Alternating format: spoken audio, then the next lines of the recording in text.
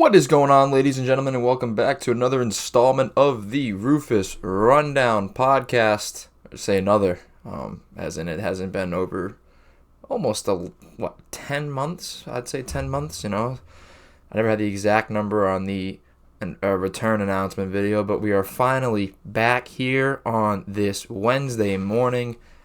I waited a little bit longer than I intended to originally for this one, just because I had a funny feeling about some of the coaching firings and that they weren't going to be done exactly on Black Monday, and obviously it turned out that Joe Judge did get fired. Because once Gettleman retired, you have to be a pretty legit head coach. You're pretty well backed in the NFL community for another GM to come in and still that coach still be there. So ownership obviously made their decisions, probably did a different type of interview, tried to allow him to, speaking of self-defend himself, see what the plan was going forward, and if it matched up with the ideologies of who they were bringing in for a GM, you go ahead and you keep him. But I didn't think it was going to be likely to keeping Joe Judge, and then the Giants will be making the decisions going forward. But that was just one of the reasons why I held on a little bit. But obviously we have the rundown. I have the rundown here. College football national championship, Stetson Bennett, walk-on, lost in the sauce on Good Morning America, but, when you're a walk-on at Georgia and you win the national championship for that team for the first time in 41 years, beating Nick Saban, the interview the morning after, for whatever sleep that he did get, it was well warranted. The fact that he went on there, and he still spoke pretty well. I think he did better than most college kids that have spent the entire night drinking and partying, so I don't know that for a fact, but you just look at him. There's waking up hungover and there's waking up drunk. He clearly, if he did get any sleep at all it did was just put off the level of drunkenness, because he was clearly still pretty banged up on the Good Morning America show. But still spoke pretty highly in terms of betting on himself and what it's like being a walk-on, and what him and his family went through after the victory, and just what it meant to him, and the sacrifices and the things that he did to get himself to that level, to be able to win a national championship, to play for a team like Georgia and SEC as a walk-on. So I think that's pretty impressive stuff. The way too early college football top 25 can address that, as well as the NFL playoff preview and a little bit of a recap of Week 18, as well as the Black Monday coaching firings. As I begin to work back into this podcast, and past opinions and whatnot can be held more accountable to. It's easier to talk about stuff when we're addressing what I've already talked about. Now, it's hard for me to come out and say stuff on here that's like, oh, I thought this, or I thought that, or this is what I saw, but I don't say it on here. When I don't address it on here, it's hard for me to say, because it's just whoever I'm talking to at that present moment in my life, and it's not out here. And I can't, I'm defending something that hasn't existed, that you can't see or hear, which is a credibility thing. So I'm glad that I'm restarting this and just kind of biting that bullet and going after it. I never really addressed the national championship game or what I thought was going to happen. I talked to a lot of people around me, Georgia being -2.5, and the spread not moving, even though 61% of the bets were on Bama. Bama being the dog, even though they were the 1 seed. They were 6-point dogs to Georgia in the SEC championship game. And then 2.5-point dogs here, even though they won that game and were the higher seed and have been better against the spread all year. And 61% of the public bet on them, and it opened at 2.5, and it stayed put right there. Didn't move, which told you, I don't know, it just told me, it tells me when the bookies don't want to give it away, even though the public's money is clearly moving the spread. They clearly like something, and they clearly want to make money. That's what the sports books do. They want to make money. Still didn't budge. So that was what I thought. That was a telltale sign. Now, of course, it's hard hitting analysis, right? Their defense, their offense, whatever. I'm a football player. I'm supposed to be talking about whose defense is better, whose offense is better. We can get into that. We'll get into the trials and tribulations of the actual game itself. I just thought, when you look at it from a betting perspective and a picking perspective, that is one of the things that I see, and one of the things that I look at a lot in terms of just making picks for games in general, whether there's money on them or not. Even back when I used to make the rundown picks. We'll get back to that again. We're making rundown picks for the playoffs and for sports and basketball and whatnot. Might even make it a nightly thing. Who knows? Tune in to TikTok. Maybe I can make it into a nightly thing and just, have some fun with it and pick some games. I've been using Action Network to pick some games. Return on Investment. Action Network's a great app, So I've been using that. I use that on Twitter for a little bit. I'll be using that on my other forms of social media. I put out the fake ticket, no actual money out there, of course, but just on action what I thought was going to go down and little bets that you can make. So that should be interesting going forward. Those are the picks that I'm going to make and what I see, and just it's an easier way for me to get out there what I think's happening or who I like, and just sports betting is a bigger thing and it's growing, and I think that it's just becoming more and more legalized, pretty much everywhere. But anyways, to address, we've added yet another brand to the little sidebar right here. So we obviously have Ethan Souza Design. If you have any graphic design needs, whether it be on shirts, hats, logo for your business, you want to upgrade your logos for your business or a school even, or whatever it may be, you really want to start to grow that and change that and adjust that to more of the modern day. You have a cause, you have, a marathon or a certain run or a golf tournament, whatever it may be, you need a logo, you need shirts printed, you need logos printed on hats, you want to revamp the logo, whatever it may be. Ethan Souza Design is your guy. His all his work's going to be linked in the bio, in the description of the bio, that you can go check him out, and his social medias will all be listed all over his website as well, and you can get in touch with him in various amounts of ways, but that'll be linked in the description. The same with Know Yourself. That's my roommate Israel. Great clothing brand. He continues to drop more and more different kinds of apparel, really comfortable stuff, cool color schemes, and really when you look at the mission of what Know Yourself is in terms of really finding yourself as a human being, and his mission statement behind that in terms of, there's meaning. It's not just clothes going out there. There's still a meaning in terms of what that I and what that KY means. So go check him out. That'll be in the description as well. And then Jared Antilles too, if you're looking to get in shape, train for college, just train in general, get yourself in better shape. Jared is your guy. It's who I train with. It's who's really elevated me, not just as an athlete, but as a person. It really elevates, your discipline and your commitment to excellence and commitment to bettering yourself. Jared is the guy, and I'll have his information linked in the bio or description. I say bio, description. Either way, the information will all be there to get in touch with them, get on their social medias, get to their websites to progress there. It's either order your clothes, your graphic design, or start getting into better shape. It's January, so there's a lot of New Year's warriorism going on. But if you get in touch with a guy like Jared, you're not just going to be a New Year's warrior. You can actually get committed to something, and it is something I highly recommend. So without further ado, we get into it. Georgia winning the national championship, first time in 41 years since Herschel Walker was there. You see some of the pictures. There were wide receivers lined up in three-point stances. Definitely a different time when they last won it. Of course, Stetson Bennett, the walk-on, leading them all the way against Alabama. Kirby Smart being the second of the assistants to leave Alabama and coach against Nick and beat him. Jimbo Fisher earlier this year with the upset for Texas A&M, and now Kirby Smart with Georgia. And let's be honest with you, Georgia's just flat out-physicaled, outplayed Alabama. When it came down to it, there's a lot of pressure on Stetson Bennett all throughout. They put pressure on Stetson Bennett, but as it came down to the end, he was pretty well protected when those drives came to be where they just outplayed him. Of course, you're missing your two top receivers to ACL injuries. I believe Williams has been more confirmed as an ACL injury, which was ankle bone low. It was the valgus of the knee. I mean, it was almost guaranteed to be. It was non-contact, so just catastrophic with the ankle bone low. And that I mean, everybody was talking about it not being totally an ACL. I believe right off, but that's just telltale ACL. The way that the valgus of the knee goes in with the ankle bone low, that's just telltale ACL tear. Would have been shocked if it wasn't. So him and Mechie both now going into the draft with ACL tears. It sucks. It's sad, and it's sad the way that flat foot training has put these guys in a position where those injuries are more and more common, and that's with everybody, in a sense. But that's more of the display of it on the national stage to show what this flat foot training is doing to these people. But I'll have more to get into that. Jared Antilles will be joining me on the podcast, and that'll be part of the discussion as well in terms of the move to that and how to prevent stuff like that. So obviously Georgia 33-18, sealing it with the pick 6. I guess now Saban is 25-2 against his former coaches. It's a big accolade for Kirby Smart. They had a lot of field goals in the first half. It was a slow game, But then when it came around to it, just Bama could not execute around the goal line, and that's where you lack those two receivers. You need guys that make play. You just need playmakers when it comes down to that area. Field goals aren't going to win you national championships. They just didn't have enough of the consistency with playmakers. Bryce Young tried like hell. Was under pressure all game from Georgia.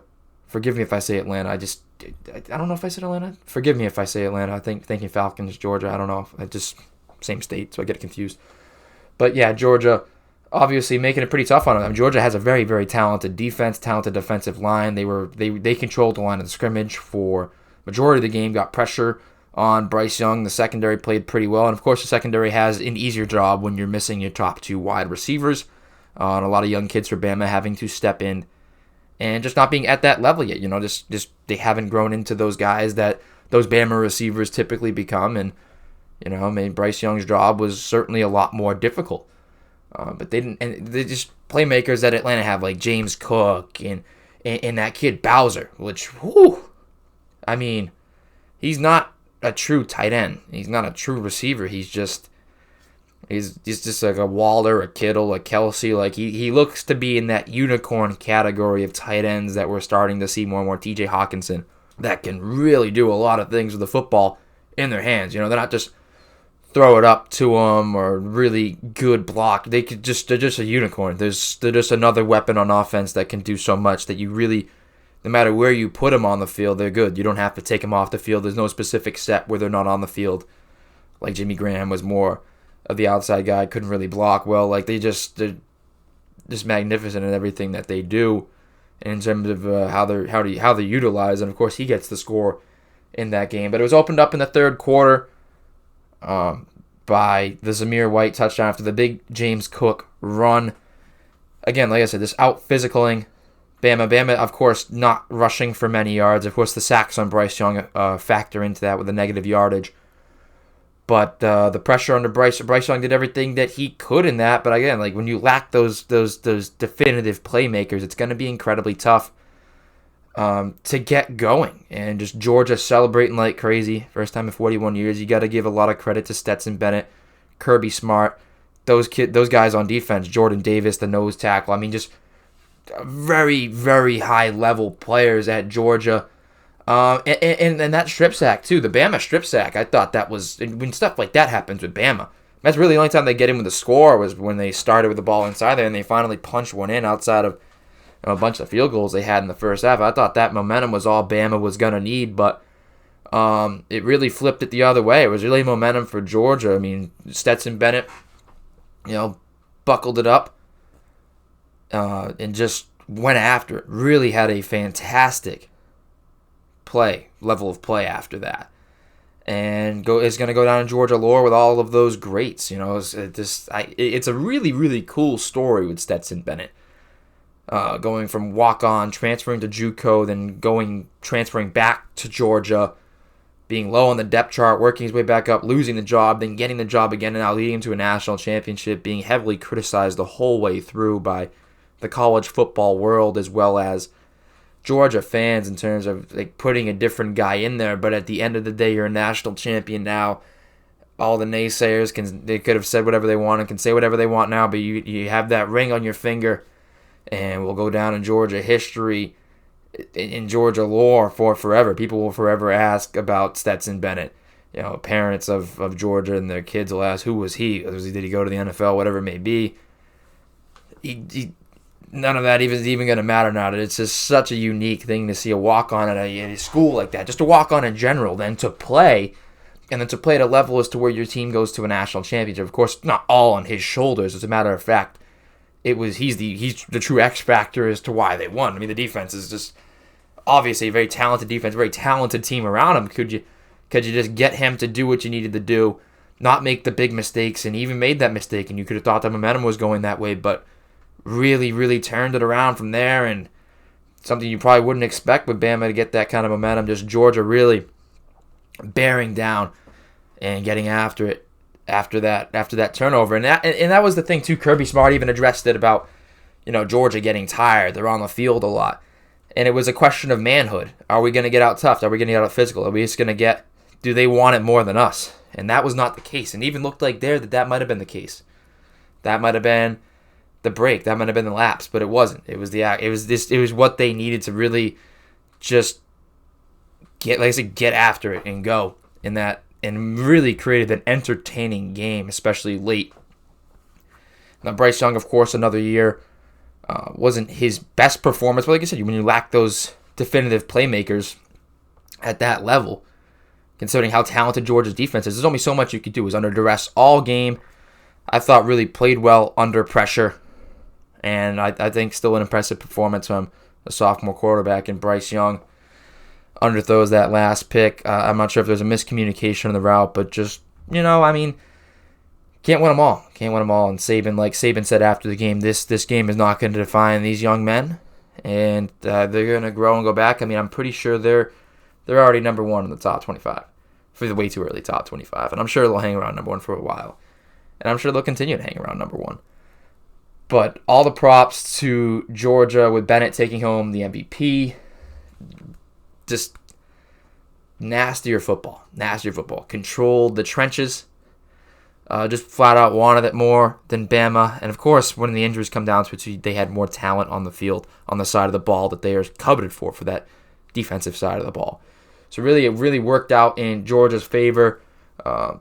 Just big boy throws from Stetson Bennett. That throw to Donnie Mitchell was, hopefully I'm pronouncing that right, Donnie Mitchell was incredible. Incredible. They saw he gets the free play, sees him jump, takes advantage of that, and puts Mitchell mossing the defender. But what a fantastic throw by Stetson Bennett to put it up there. The pressure on Bennett early didn't matter because it didn't amount to anything in the end. By the time when the game mattered, they couldn't really put that pressure on Bennett, and they take full advantage of it. James Cook, Dalvin Cook's brother, very, very talented, and just like I said, very, really, really entertaining football game when it gets down to it, and when it gets into like the real fundamentals of football, the grittiness, and this just the commitment to winning that game, the commitment to controlling the trenches, controlling the pace, controlling the physicality. Like I said, Bama just could not, in those big situations, couldn't get it into the end zone, and that's the fault of them. That's the fault of them. And would it come down to some of Bill O'Brien's play calling? I'm sure it does. I'm sure there's some of it where he might have been trying to do too much. There was a lot of RPOs. I know college is still a lot of RPOs, but sometimes you just got to go let your guy make a play. You got to let Bryce Young, you just got to let him make a play. Don't try to overcomplicate things. You got the guy. You got the Heisman winner. You got the guy. Let him go make a play. He's the only first Heisman quarterback at Bama ever as a sophomore. Still got another year to go. So let your guy go make a play.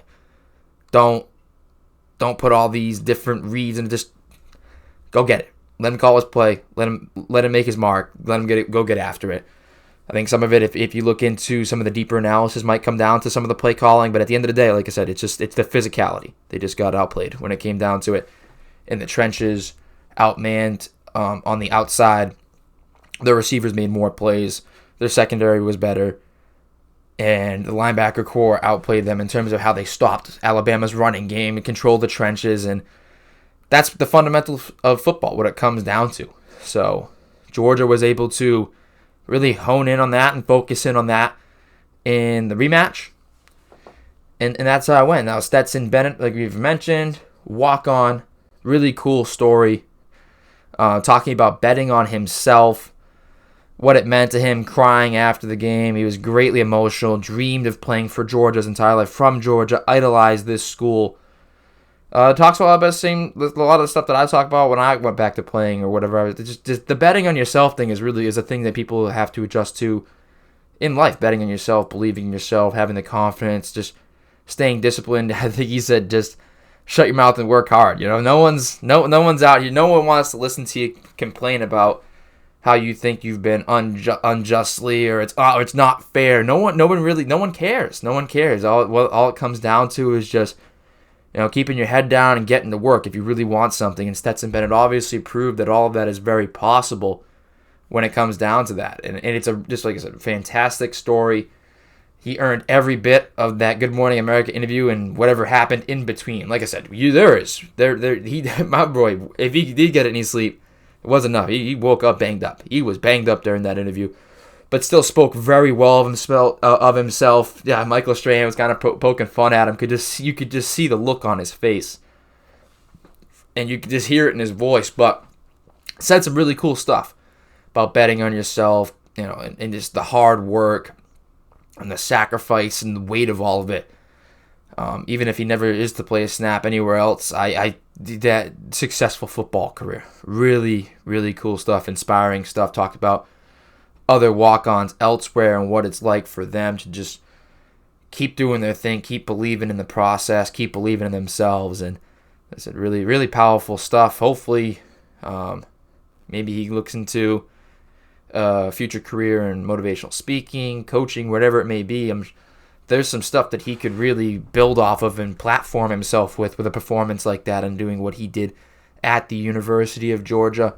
And I'd like to see whatever the future holds for him, because it's more talented mentally than it is physically for what he was able to do at such a program like that. Just walking on, leaving, going back, losing the job. Like, there's so many walls that were put up in front of him that really could have negatively affected his future at that football team. But when it comes down to it, through all the lows, all the highs, he was able, and even the lows in that game, that fumble, doing exactly what everybody thought he would do, what Bama would be able to do to him to win that football game.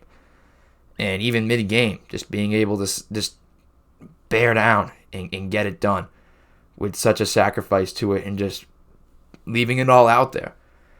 And it works out in his favor, and it's unfortunate because it's like the first time that I was actually actively rooting for Bama. I'm really so sick of everybody just hating on Bama because they're good. And the last couple times it's convenient too, because I like Dabo and Clemson. I like Joe Burrow and LSU. I liked Orgeron when he was there. So it's kind of like I like those teams. I just like the character of those teams. That's why I was rooting for those teams. But a lot of times I found myself also rooting against Bama just because they were good. It sounded like a true Karen, true communist. Everybody deserves a shot. Yeah. No, not on that. And I should have been rooting for the walk-on in Stetson Bennett. For whatever reason, I was not. I found a draw to Bama this time from all that. Like, everybody deserves a chance, or let somebody else win. Like I said, sounding like a true Karen. Like a true, or whatever generation we're in, that everybody gets a trophy. Whatever the letter is for that at this point. I know I live in it, and I grow up in it, and it's my age group, and it's disgusting, and I hate it. But I could sit here all day and talk about my generation and how they're ruining everything. But anyways, back to what, you talk about ruining it, but then you got a guy like Stetson Bennett from my generation, 23 years old, who proves everything that these older generations have talked about in terms of nose to the grindstone, hard work, shutting your mouth, no one cares, keep working, work harder. Proves all of it is possible through discipline and hard work. And I'm disappointed in myself for not rooting for Georgia more. Yeah, I'm not like heartbroken over it. I'm not a true fan of either team. I like LSU because I'm a big Louisiana guy, New Orleans Saints guy. So you can see the helmet back there, signed by Drew Brees. Which is another thing. If you guys have any recommendations and stuff that I should throw up in here in the backdrop, if you want to send me anything, hit me up on social media to decorate this setup here. So shout out to Stetson Bennett and the Georgia Bulldogs for their first national championship in 41 years. Looks like Kirby Smart got himself in real good shape there to continue to have success in the SEC and have success getting to these playoffs, especially with the possibility of the expansion. Should call for an exciting college football seasons to come, especially in that SEC between him and Nick Saban. So we take a peek at the college football top 25, or the way too early top 225, and Alabama hangs in there at 1. You have at 2, you got the Ohio State Buckeyes, couple of receivers set to leave, but then you got a couple of the true stud wide receivers in Jackson Smith and Jigba, and Marvin Harrison Jr. set to return, that we've seen a lot of good performances from them. Georgia in at 3. Of course, they're going to lose some big names on the defensive side of the ball, but obviously whoever's behind them, obviously with the coaching of Kirby Smart and the way they're put together and built, certainly going to be poised for some success. Texas A&M sliding in there at 4, as long as they can figure out a quarterback situation. Some guys transferring in, of course. and rebuilding up that O-line. Jimbo Fisher's going to have his boys ready and set to go. Even after the upset of Bama, it does set them up to grow. Michigan at 5 after a rather fraudulent performance in the college football playoff. They're in there at 5. They're going to lose a lot of their pass rush and David Ojabo and Aiden Hutchinson. They're going to lose Hassan Haskins at running back, Ross at linebacker. They're losing quite a bit of their defensive studs with a big linebacker. So we'll see how they are able to react to that. Notre Dame loses Brian Kelly, and then Michigan still might lose Harbaugh too. So Notre Dame at 6, losing Brian Kelly makes me think of Harbaugh not being there. 5 and 6 might not be where they're at. Utah at 7. They've shown some serious play. I think that Rose Bowl performance was fantastic against Ohio State, and it keeps them up there. NC State set to have a pretty good senior class in there. Have a lot of returners, 8 on offense, 10 on defense, and really help grow in that ACC with Clemson still trying to rebuild their coaching staff, rebuild all their recruiting, and get back to the level that Dabo Swinney wants to be at. Oklahoma State at 9. They upset, obviously, Notre Dame in the bowl game, and then Michigan State at 10 to round out the top 10. You have Clemson 11, Oregon 12. Houston Cougars at 13, Wake Forest at 14, although Joel Klatt has Wake Forest inside his top 10. Wake Forest, a pretty good year last year. Iowa at 15, Baylor at 16. Of course, Baylor had that performance against Ole Miss in their bowl game where Matt Corral got hurt, not sitting it out and getting hurt, which was a shame because a lot of these guys sit out and he wanted to play. He wanted to go out there, play with his boys, play with his teammates, guys that had helped him get to the point that he was at, and just bad luck. Doesn't get the support that he showed for them. Not that it was anybody's fault. Injuries happen. It just sucks that that's how it goes down with someone who's so committed to trying to just go out swinging with his guys. I'm no greater than anybody else. I'm going to go out swinging. Don't care about my draft stock or anything like that. Like, I'm just going out here to have one last ride with my boys, and I respect the hell out of that for Matt Corral, and it just sucks that he went down hurt. Oklahoma at 17. BYU at 18, Cincinnati at 19 after making the college football playoff. Obviously going to lose their quarterback, Desmond. We're going to lose quite a bit. Only expected to return 2 on defense. So it's going to be, they're in the American. So, of course, the American weaker than the average conference. But still going to be a tough ride. It was a tough ride for Cincinnati as it was. It's going to be another tough ride when you're losing the majority of your defense. Arkansas at 20. Kentucky at 21, USC at 22 under the tenure of Lincoln Riley. Ole Miss at 23, of course, losing Matt Corral, as mentioned. Wisconsin at 24, and then South Carolina at 25 with the addition of Spencer Rattler. Now, that's the way too early. I'm sure that's just bound to change, and obviously throughout the season it's going to change even more so. But again, hopefully if they expand the playoff, when you look at the top 12, Oregon, Clemson, Michigan State, Oklahoma State, NC State, Utah, and Notre Dame. Now, of course, I think there'd be some more defined submissions. Am I saying submissions? Yeah, there would be if you win the SEC, you're in. If you win the ACC, you're in. If you win the Big Ten, you're in. If you win the Big 12, you're in. If you win the Pac-12, you're in. And they'd probably add one more conference. And then from there, actually, the one more conference would be of any of the outside conferences. The highest ranked team that won any of those conferences, like the American or the Big East or whatever it may be, those teams would be, one of those teams would be it, the ones that they add. So, or the Conference USA or the MAC or the WAC or anything like that. One of the top winners of those would be added in. So, and then from there, it'd be just the rest of the top 6 that are remaining, or something similar to that, I believe, which is certainly going to add some excitement to the realm of college football. So we'll take a look back at Week 18 in the NFL. A lot going on. Obviously, a lot of the seedings in the playoffs and even playoff teams coming down right to the final day, to the final snap even, in the sense of the Chargers in Raiders, which could have ended in a tie and sent both of them there. And allegedly the Raiders being willing to run the clock out. I don't believe that because they had every opportunity to do that.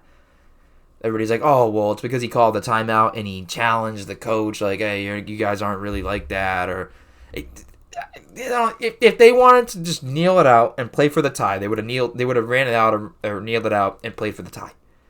They had the same opportunity on first down as they did when they called the timeout. Either way, I think the Raiders were just planning to kick the field goal from where they were because I think Carlson was good from wherever at that point inside that stadium at that moment. But I just don't see it being that they were willing to play for the tie. They were playing for the win in that game. When Derek Carr says it changed their strategy, yeah, when he calls the timeout, I don't think they're as willing to... I think they were just going to kick the field goal from there, run it down, run one more play, and then kick the field goal. But when they call the timeout, obviously he runs off the first down. They're able to set it up. And then they just do it again, and they kick the field goal after getting the 10 or 12 yards. Obviously, it changes what they're going to do. They were going to kick the field goal either way. I think they were just more content with kicking where they were from not trying to fumble the football or do anything stupid. They were going to run the ball one more time anyway, so they're going to run the clock down more and do it, and then call the timeout. But it's whatever. We'll. I mean, it was a fantastic game to dive deeper. I mean, it was a really good game between the Raiders and Chargers. I think Justin Herbert continues more and more, which obviously we can address more in the situation of Brian Flores. Herbert continues to prove himself more and more. Brandon Staley, man, a lot out there on that. The timeout is not what frustrates me, and it was a good take from Colin Cowherd that said, if you're a defensive head coach, and you want to, so you call the timeout to make sure you have the correct personnel on the field, and you're a defensive head coach. That's fine. You want the right personnel on the field. That's fine. It's 3rd and 4. Games come down to the line. You're going to force a longer field goal. But if you call that timeout, which allegedly they were just running the clock out, I don't believe that. But you call that timeout to get the right personnel on the field. And what you're saying is the right personnel allows a big rumbling run from Josh Jacobs with the game on the line. So clearly, if you're calling that timeout, you better to get the right personnel on the field. It backfires because the right personnel don't make the play, or you didn't pick the right personnel. And as a defensive head coach where your team defensively struggles, because that's why you were brought in. They brought in a defensive head coach because they know they have their guy at quarterback. They know Justin Herbert's that guy. It's not like you came in and you elevated the play of Justin Herbert as a defensive head coach. No. Herbert's going to do what he's going to do with Mike Williams, Keenan Allen, Austin Eckler. That offense is mighty fine. And with an offensive coordinator who's going to scheme it, but you got a ton of elite playmakers there. The offense is going to be good. You were brought in there to fix the defense, which struggled against the run, struggled everywhere. And you have great players on your defense. You have Derwin James. You have Joey Bosa. Adding Asante Samuel Jr. You have some guys there.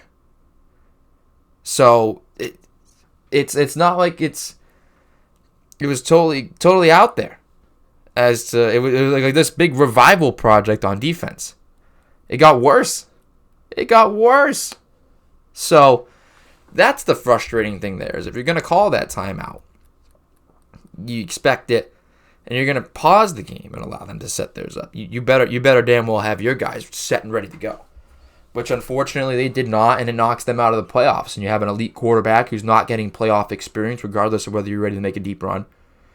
You're in good position for a good portion of the season. Now you are not quite the Colts in terms of that collapse. Now we'll get to that fraudulent performance in moments, but again, you were in good position all season. You have elite level play from your quarterback, your young quarterback who needs those playoff reps, who belongs in the playoffs, who just seems like that cool customer that is going to be a stud in the playoffs. You just need to help him a little bit. You need to allow him to stay on the field. You need to stop the run so they just can't run the clock out. If you're getting beat through the air, that's one thing. At least it's not taking up that much time. You can get into shootouts and win with Justin Herbert because he's an elite quarterback talent. But when they're just running the ball all over you and controlling the clock, it takes away from what your offense can do too, which is just an incredible draw away from a fantastic talent. I know it's his first year, but that seat's going to be mighty warm for Brandon Staley when you have a quarterback like that. I mean, it's great for most coaches to have an elite level quarterback like that. It really is. But it also warms that seat a lot faster because you're not going to have that forever. You got to pay him eventually. You don't have to pay him yet. That's another thing. You still have him on his rookie deal. Surround him with everything you can. Build up that defense. He has those offensive weapons. You can pay all those guys. He's not due for another contract extension for a little bit. Especially with the option coming around. That's what the Chiefs did with Mahomes. But the Raiders originally were doing with Derek Carr. Unfortunately, he got hurt. It goes on and on. So, not a good look for Brandon Staley as the whole season goes on, especially how it ends. Really good look for the Raiders.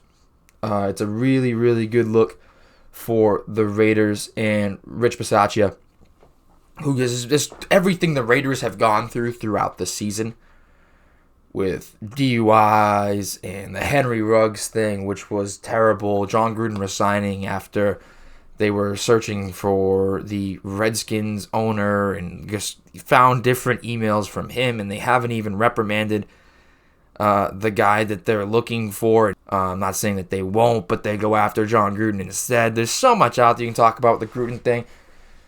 A lot of, stuff that he said, not right. Not as deep, in a sense, as some other things that people say. It's older, it's in the past. There's nothing to say that he hadn't adjusted his mindsets or hadn't regretted saying stuff like that or hadn't grown to appreciate different people or different things. But then again, he does it. You do it through email. I know it's older emails. You just don't. If you're gonna say shit, just don't. You can't put it in the ink like that. Call it ink. It's permanent. Shit will forever be permanent. Obviously, if there's any lesson there, you just don't. Don't be putting everything out there through email, especially stuff that can come back to bite you in the ass. This is how it goes. Or just don't say the shit that he was saying. Be more open to the world. And there's nothing to say that he didn't grow as a person in those years. And then he doesn't say stuff like that anymore. But I'm not going to get into those emails and all that stuff. It's you go in circles for a long time. Gruden's out. And I'm sure Fox will pick him up within a year and pay him a boatload of money to be an analyst again, where he was very enjoyable to watch and still will be. But the Raiders pulling it out. Josh Jacobs having quite the day. Derek Carr continuing to prove that he's a top 10 quarterback in this league. Yes, I said that. Top 10 quarterback in this league, Derek Carr. And it gets them into the playoffs. They'll be rocking with the Bengals. Of course, I'll be doing the playoff special. I don't think I've announced that yet. Playoff special with Chris Santos. I should be recording that tonight or tomorrow. Of course, I have Brandon Mendes coming on too. That podcast will be coming on. Jared Ansell coming on. All of this before I go back to school.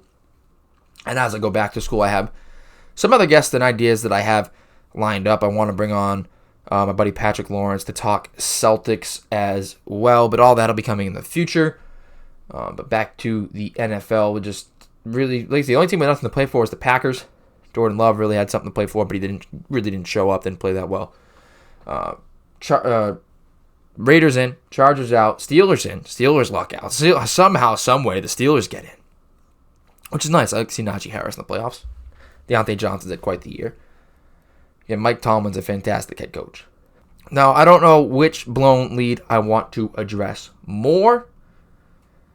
One affected me as a Saints fan. The Rams blowing the lead against the 49ers, and they're up 17-0 in the first half. Sean McVay was 45-0.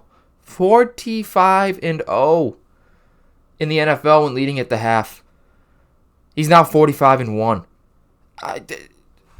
Bountygate has really... The football gods and Bountygate... everybody did Bountygate back in the day. People, they were even open about it. And they're not paying for it like we were. I don't get it. The Saints continue to just get absolutely screwed when it comes to anything related to the playoffs. In the playoffs, the Rams still finding a way to screw us even after the phantom no penalty. And really struggling going into the playoffs. And I would not be surprised if they lost in their opening round game. But I digress. They're playing the Cardinals, who they've had pretty good success with against Cliff Kingsbury. But Stafford has been playing brutally bad down the stretch. But blowing that lead kicks the Saints out of the playoffs. The 49ers win and they're in, and they're absolutely flying right now. Garoppolo, even with the injury, playing well. Deebo Samuel is just an incredible offensive weapon. You can't double team him if he's in the backfield and you're just giving the ball to him. He's an elite level playmaker wherever he is on the field. George Kittle, great blocker. Going to continue to make plays. They take him away in the passing game, but they just hand the ball off to Deebo or Elijah Mitchell in the running game. Brandon Ayuk looks very, very good because they can't really do much with him with Kittle and Deebo wherever they are. The focus there, Ayuk has really started to transform his game. They've been able to utilize Brandon Ayuk. And I think it sets up the 49ers well to also maybe run the tables a little bit because they've dealt with some injuries and stuff over the year. Of course, knocks my Saints out, which sucks. But there's a lot to like about the 49ers team as well. The Colts losing just one of the biggest fraud jobs in ever. You know, this is the team that nobody wanted to play in the playoffs. And MVP Jonathan Taylor, Offensive Player of the Year Jonathan Taylor. Very, very good defense, great O-line, can keep the ball out of other teams' hands. You know, when you have a good run game like that. And you have to win one of your last two, including the one against the worst team in the NFL that was undone by one of the worst head coaching hires in NFL history. And no, you just couldn't do it. Now, if your season is on the line, or going to the playoffs, like the success of your season is on the line against the Jacksonville Jaguars, and you can't show up, you don't belong in the playoffs. I'm not going to go through any. You don't belong in the playoffs. You had two playoff games before the playoffs. The Colts not necessarily won, but that's playoff level atmosphere as well. You lose that one. And then a true playoff level atmosphere in Jacksonville with clowns. I mean, the situation set up as a whole is perfect. You got people with clown masks everywhere calling for the head of the GM, which must suck. Imagine, you know how hard it is to be a GM in the NFL? Imagine getting to, I would love to be a GM in the NFL. Would love to get to that level, be a GM in the NFL. It's a wonderful job. Yeah, or the idea of it is a wonderful job, being a GM in the NFL.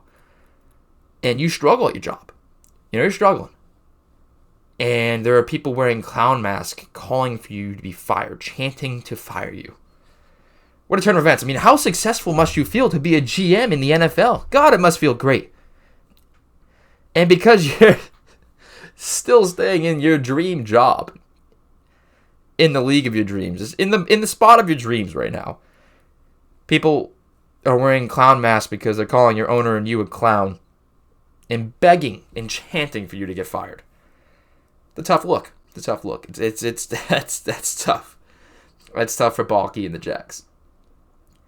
But they ruined the Colts season. Division games, man. Division game. We talk about it with betting spreads and all that. Just division games. They're going to get played tough. And they played them tough. And just the Colts. I'm speechless. Speechless with the Colts. It was a huge spread. Oh, God, Vegas must have made so much money. But then it was such a big spread, you don't know. God. Head scratching. And yeah, I'm not going to put all of it on Carson Wentz. Carson Wentz needs to be better. And Frank Reich was actually... Brian Flores was the shock fire of the league. Everybody was shocked about Brian Flores. The one that I thought might be able to shock some people was Frank Reich. I thought that there was the possibility that Frank Reich and the Colts would part ways just because of that game and how they gagged as a franchise there. Was not expecting Flores. But of course, Flores was unrelated to the results he was getting, but more or less to the environment between him and the GM. But again, we'll get to that. But the Colts won. And Frank Reich, I was like, I would have been surprised, yes, surprised. But I wouldn't have been shocked if Flores shocked me. Flores was genuinely shocking. Reich wouldn't have shocked me. But he's there. And, I mean, maybe it comes down to the in-season Hard Knocks bulletin board material. You waste away a great running attack like that, a great season from Jonathan Taylor. Really just a head-scratching, fraudulent performance. Fraudulent. I don't like to say stuff like that. I'm not saying it's easy, but God, you got to beat the Jags. You just got to beat. You don't have to cover. You don't have to cover against the Jags, but you have to show. They did not show up. They did not get off the plane. And a lot of that comes down to coaching. So the Steelers obviously needed some help to get in, but they did beat the Ravens. Big Ben, the gunslinger he is, man. Can't get the ball downfield, but he's still the gunslinger, man. he might be firing off a lot of blanks, but he's still getting the job done. The Steelers' defense, again, playing out of their mind. If they can run the ball well against... I mean, obviously, the last time they played Kansas City, it did not go well in the playoffs. But again, I have the playoff special coming. We'll talk about that if they have even a chance of upsetting them. T.J. Watt tying the single-season sacks record. Michael Strand's 22.5. Again, this was another one, too, that came right down to the wire. Steelers hanging in there, almost tied and eliminated both themselves. The Ravens, I still think, Lamar Jackson hurt, banged up. They were hurt all over the place, much like the Saints. And in similar fashion, the Saints just missing out on the playoffs. They would have needed even so much more help to get in. But still, the Steelers get in to the dance. And Mike Tomlin's still yet to have a losing season in this league, which is impressive. And I think that Deshaun Watson might find his way up to Pittsburgh. I really do think that Deshaun Watson might find his way up to Pittsburgh this offseason, which makes them an instant contender with the weapons that they have. But Steelers are in. We'll talk about it on the playoff special to see if they're going to go anywhere. If I was a Steelers fan, whatever you can getting to the playoffs, I would take that and would look forward to next year. But again, we'll talk about the playoff special. Now we have another. It wasn't as fraudulent as the Colts, but it was a somewhat fraudulent performance. The Patriots losing to the Dolphins. It's not a full-on fraud alert. I'm not saying it's DEFCON 5 or anything. But I don't know what it is. Miami. There is a curse on the Patriots in Miami. When Bill Belichick, I'm assuming this is how it went. Bill Belichick made his deal with the devil. Didn't completely sell his soul to the devil. The bargaining chip was every time we go down to Miami, we lose. We will guarantee. I will Super Bowls, playoffs, black magic, penalties, all that, all for us. We will take all of that. The luck with penalties and players just blatantly lining up offsides with the game on the line, and the tuck rule and all of these things, the deal that he made with the devil, all that for the exchange of being cursed in Miami. Another loss in Miami, and they fired Flores. Flores doing well against them.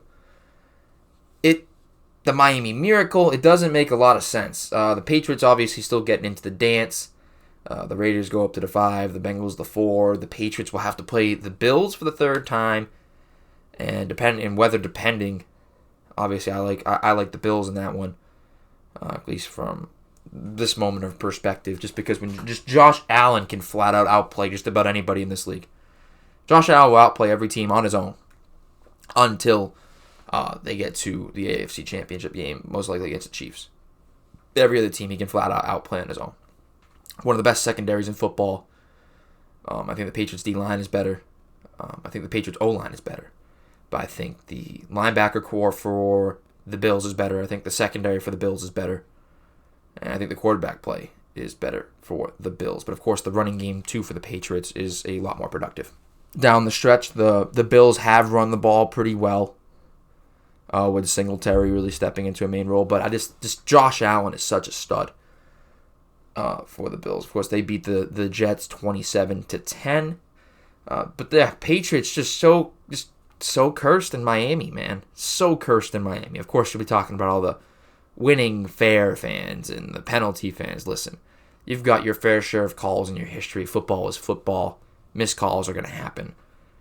You're the damn Patriots. You should, if there's any fan base who should know about calls, it's you guys. Because your entire dynasty was formed off of one. But, anyways, again, just the curse play down in Miami for the Patriots. Does not really benefit them at all going into the playoffs. They're trending down going into the playoffs. They might have peaked too early.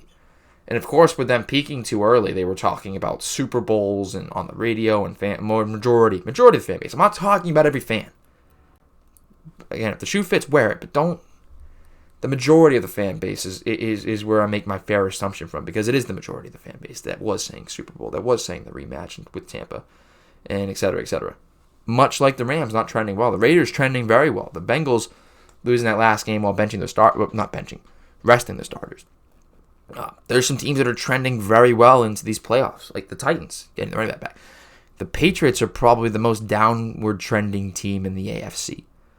And they have to play a Bills team that really put more of a true performance together the last time that they matched up, because there wasn't the worst conditions of wind and all that stuff going on in Buffalo with the previous one, where the run defense isn't that good.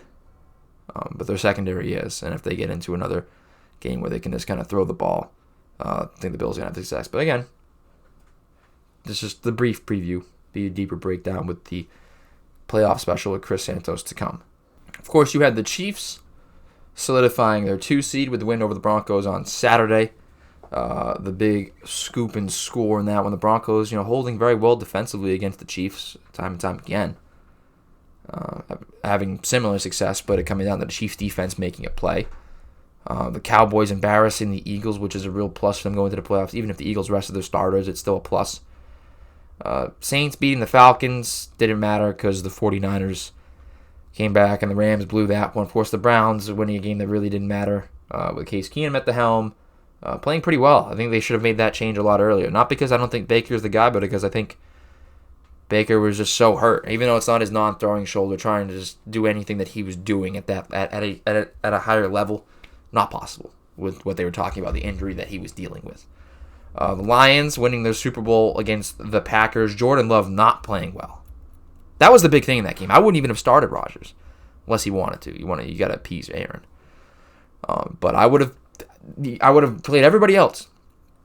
I need to see what I got with Jordan Love. And going off of what I saw, you better make Aaron happy. Because it doesn't seem like he's taking that step yet. I mean, he looks good in camp, but that was a big game for him to make some plays. And he just didn't seem like he had it in him. Of course, the Lions up and playing well. Really good finish of the season. The foundation for the Lions is set very well. I think if you get Dan Campbell some serious coordinators, I believe Anthony Lynn going there to be a coordinator for him, he'll be in good shape. Those guys get to play for him. He's built a really good team culture there. And I think Dan Campbell's going to bring some success to the Lions, especially in that division, and especially if Aaron leaves. I mean, you saw it there. What can happen? What can take place? Because the Vikings getting a new coach, and normally they don't get those right. And the Bears, normally they're not going to get theirs right. That's a whole overhaul. There's no guarantees that Justin Fields is going to be that guy. Goff isn't terrible. There's a bright future in Detroit, in my opinion. Washington blowing out the Giants. New York Giants have now cut ties with Joe Judge. They almost hadn't. They reverted back to 1920s football. They, in the past 2 weeks, throwing for negative passing yards. They threw for negative passing yards. You almost have to try to do that. 4 completions, Jake Fromm.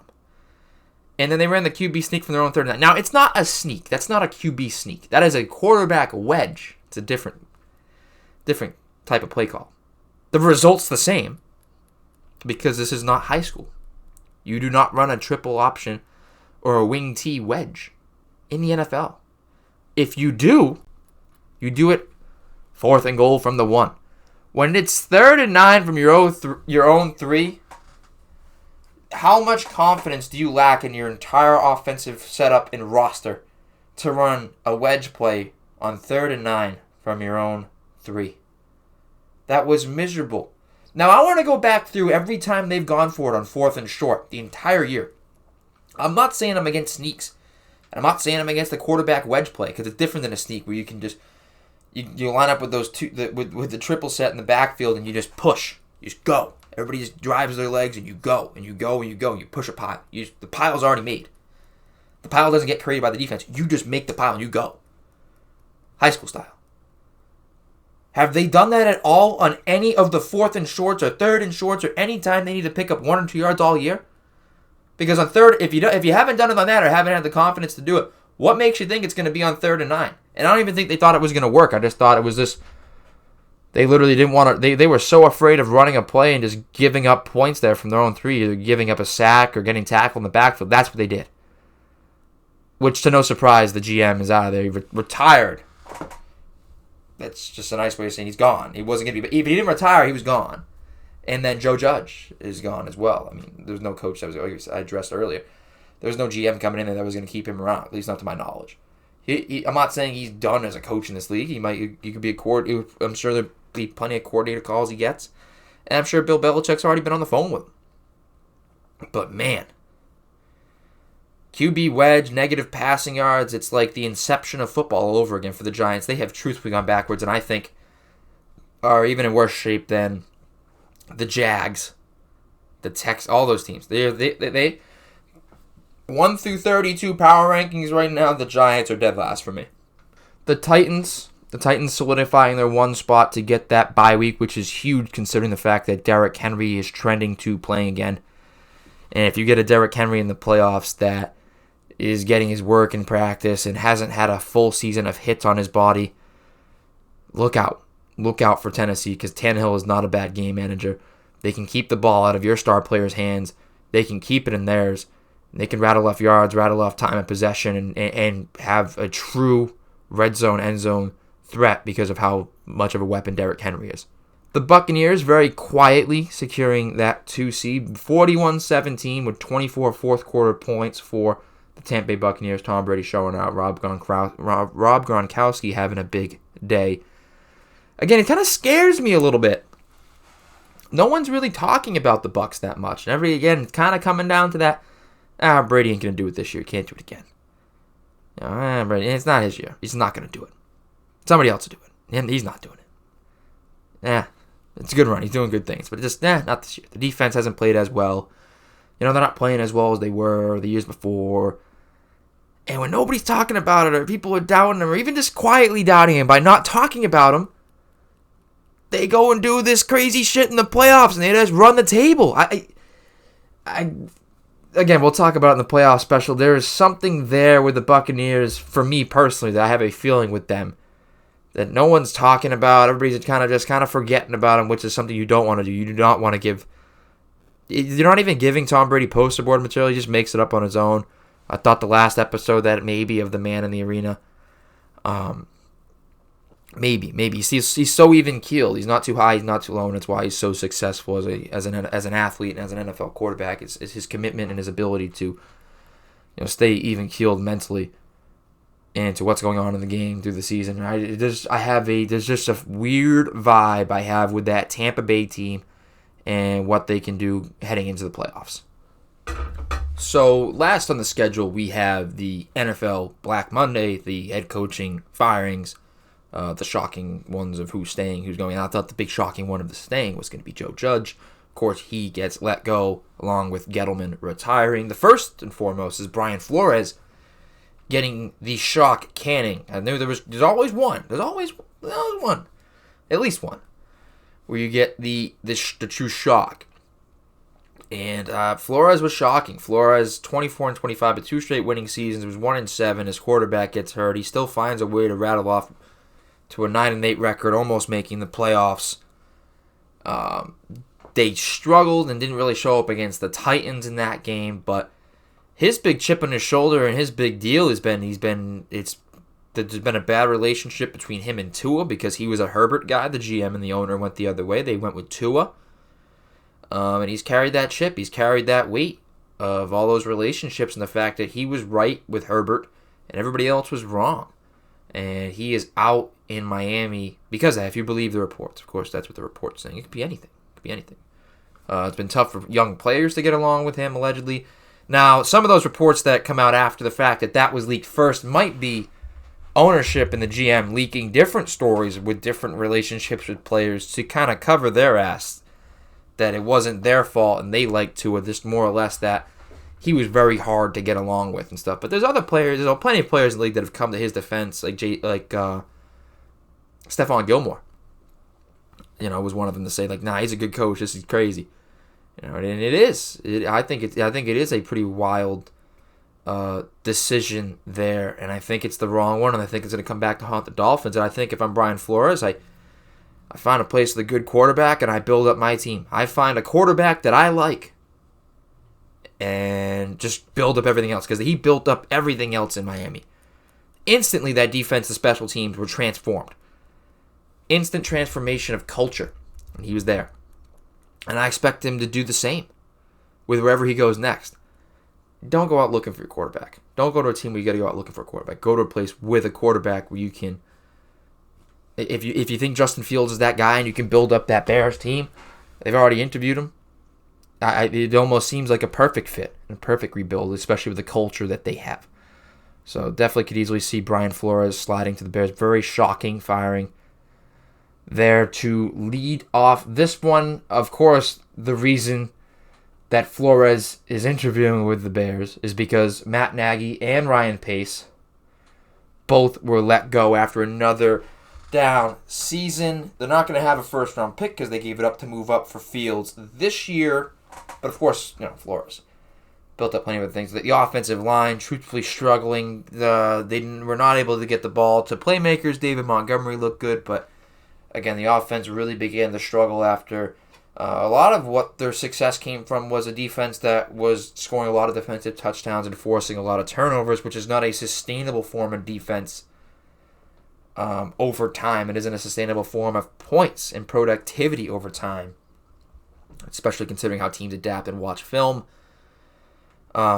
He may look college. He may look back to coordinator. If Bieniemy goes elsewhere, Andy Reid might invite him back to his staff. You never know. But I think it is the correct call to get Nagy and Pace out of there, considering their struggles of building the team and just the downward trend of the Chicago Bears. Mike Zimmer, as well as the GM Rick Spielman getting their marching orders. And again, there's a lot of people have been anti-Zimmer. He'll get you. But that team with the talent alone should be competing. They've drafted very well. They've drafted receivers well. They've put together really talented rosters and have gone nowhere with it. That's a very talented roster with a pretty talented defense as well that might need some help in the secondary. But overall, a good linebacker core, good defensive line, talented running back room. The quarterback room might handcuff you a little bit. Kirk Cousins might not be... I don't think you can ever win a Super Bowl with Kirk Cousins, unfortunately. So, while Kirk isn't totally the issue, but he's definitely not the answer there with all the weapons around him. Might be time to turn it over to a younger guy like Kellen Mond. Or just making different moves. It's hard to move his contract, but we'll see. Whoever goes there, whatever GM goes there, there's a lot of talent in the receiver core. There's a lot of talent there, and there's a lot of pieces you can move to create a contending team, especially. It's going to be tough in that division against Aaron Rodgers, but of course if he leaves, it's wide open.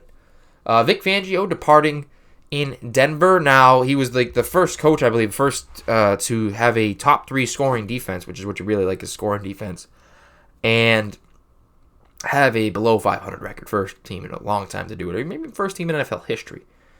I have to fact check that. But again, he was one that I wouldn't have been shocked if he had stayed and they revamped the offensive coordinator and tried to really get him a quarterback. Elway, historically, has not drafted well at the quarterback position. Their defense is very, very sound. Don't mind their running back room. I think they have good weapons at receiver. They just don't have a quarterback. They just don't have the quarterback to do what they need to do to be able to manage games as to where they're not in trouble late. And it gets him fired. Not being able to find that quarterback or work that quarterback room up gets him in trouble. I think that's more on Elway than it is on the coach because the defense looks fantastic. But we'll see how the Denver Broncos organization moves forward. I think the quarterback is they're a quarterback away. I would have just thought about keeping Fangio, but I also, sometimes just changing the locker room like that from that position can bring a lot too. But it's not going to change the fact that they don't have a quarterback at this moment. So the quarterback's going to be the biggest thing, more so than the head coach. Like I had mentioned before, Joe Judge and Dave Gettleman both exit stage left, or maybe stage right for Gettleman as it was a retirement. And like I said, I've addressed just about how disgusted I was at the end of the Joe Judge era. Didn't seem like players were getting up to play for him. Of course, just such an incredible lack of talent on that New York Giants roster. But, Daniel Jones, I don't think he's the issue. I don't think he's the answer either. They got some talent at receiver. The defense, not so great it's going to be a major overhaul with the Giants organization, in my opinion, and God bless anybody who goes there. Now, we have a couple more that are just, obviously up in the air, have already been. Urban Meyer's spot is going to have to be filled in Jacksonville, but going to work with Trevor Lawrence is obviously, there's a lot of upside to that. If you can rebuild a roster, you pretty much have your guy. I think he got his Peyton Manning year out of the way. Obviously, it was a very toxic environment for a rookie quarterback. I don't care how talented he was. He really showed in that last game what we're going to be seeing in the future. Trevor Lawrence. Of course, Peyton Manning really struggled his rookie year. There's a lot of great quarterbacks that had true, genuine struggles a rookie year, but he gets a lot of those out of the way, and he'll have to adapt with another playbook in his second year. Really look to his third year as to where I think he'll blossom. But obviously, it's a big perk in going to coach a guy like Trevor Lawrence there. But there is a whole hell of a lot you have to do to rebuild that Jags team. Rich Bisaccia, has he earned a permanent spot with the Raiders? We'll see through the playoffs. I think you can still keep him there as an assistant coach and special teams coach and bring another guy in like Jim Harbaugh, a guy that I think will win them a Super Bowl if Jim Harbaugh goes there. Bisaccia, the guys get up to play for him, but that flame runs out. You cannot run that. Oh, they get excited, they get up to play for him. Listen, just win, baby. Al Davis, like just running it to the playoffs. I'm totally supportive of this Raiders run. It's been very exciting. I like it. It's Jared's team. He's my boy. I like to see them doing well. But I just don't run with the recency bias and what's going on now affect your decision making into making what I think would be a mistake in making him the head coach. I'm not saying he's a bad guy. I'm not saying he's a bad coach. I just don't think now is the time to confirm him. Because then, say he struggles, he's 4-6, you lose a good special teams coach and assistant coach, you have to fire him next year. You waste away Derek Carr's last year of his contract after making the playoffs this year, and you're in the same boat again. You have to adjust to a new quarterback because Carr wants to leave because you didn't pick the right head coach. There wasn't a commitment there, and you're back in the hole as to what happened after the 2016 season. Don't make the mistake. I think it would be a mistake to keep Bisaccia. There's nothing saying that he won't stay there. Now, hey, if he's willing to leave for another spot somewhere else, if someone's willing to give him a head coaching gig, then you have that discussion. But I don't think that's the case, and I think you could easily bring in a talented guy like a Jim Harbaugh and keep Bisaccia there, and he can continue to do what he's doing as a very good coach. Not head coach, but coach. And the last one, Pete Carroll and Russell Wilson's future in Seattle, trending that Russell Wilson will be out as well as Pete Carroll. Maybe that news even broke while I'm doing this. I don't know. But that's sure to come around. Pete Carroll might retire, more or less. If he retires, he's pretty much being fired. So we'll see how that unfolds up in Seattle. I would not be surprised to see them totally blow it up in Seattle. But then again, I wouldn't be surprised to see them continue to run it back until the end of Russell Wilson's deal.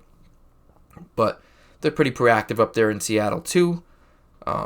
So will be interesting to see. So that pretty much wraps up this episode of the Rufus Rundown. If there's anything you want to see me talk about, let me know on social media. All the links will be in the outro and in the bio as well. Twitter, Facebook, Instagram, TikTok, all the above. Go give me follows on all those social medias if you want to stay tuned to what's going on here. Turn on those post notifications as well. Be sure to donate and subscribe on wherever you get your podcasts. Subscribe on YouTube. If there's anything I missed here, anything you agree or disagree, just feel free to communicate with me and let me know. Very interactive. Want to know what you guys are thinking. I'm pretty sure we've covered everything that I wanted to cover here. A lot of NFL, a lot of college football. Stetson Bennett as the Premier League returns, more international soccer, more soccer returns. Baseball, basketball, as I continue to follow. Again, I can get my opinions more out there. Watch stuff so I can actually see stuff. Just be more of the commitment to this. It's not that hard. It's not that hard for me to be committed to this. The one minimum per week. It's not hard. And it's going to be a lot of fun. More gaming content will be coming as well, too. Marseille career mode. I'll start off with the FIFA career mode, and then we'll move on from there. Rufus HD. Maybe even stream today. Be streaming in the future for sure. I'm excited for the NFL playoffs. Excited for the future of the show. Again, thank you guys for tuning in. It's your boy Rufus. Signing off.